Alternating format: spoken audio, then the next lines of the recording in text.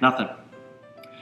When I was a kid, I learned to play Yahtzee from a neighbor that lived up the street. My dad was the pastor of a small church in a little town called Midweek, and we lived down the street. We lived in a parsonage, and we lived down the street from this woman named Lou Jean Tawney. And I remember Lou Jean because I probably started when I was about 7 or 8 years old.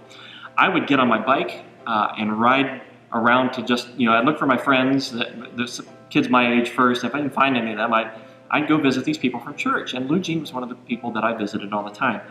And Lou Jean was so patient with us. I'm going to guess that she was probably in her late 50s by the time I met her, which to me at the time seemed like she was old, right? I'm not too far away from 50 myself right now, so it doesn't seem like that was very old. She was probably much younger than I remember.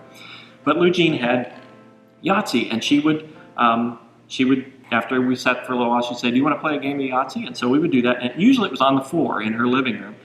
And so I remember learning this game from her, and I didn't realize at the time that it was actually a way to get you acclimated to how to make hands in poker.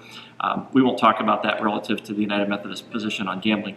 But I learned this game, and I came to love it, not because of the game itself. I do like playing the game, but because it was a way for me to form that relationship. And Lou Jean was so patient with me. In fact, I would sometimes even get some of my friends and go and bring a friend over to Lou Jean's house that she'd never met before and say, "Come on, we got to go play Yahtzee." And my friend would look at me like, "Are you crazy?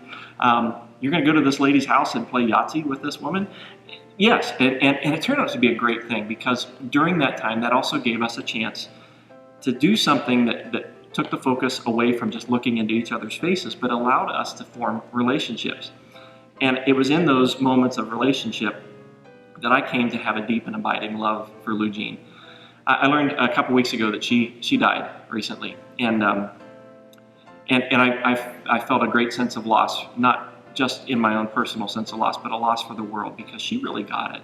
She knew what it meant to love and care for each other, and just to find simple actions that we can do so that we can come into closer contact with each other. And in so doing, in those moments together, we actually grew closer to God too. I pray that you have someone in your life that can be a game player with you, or someone who can just be in conversation with you.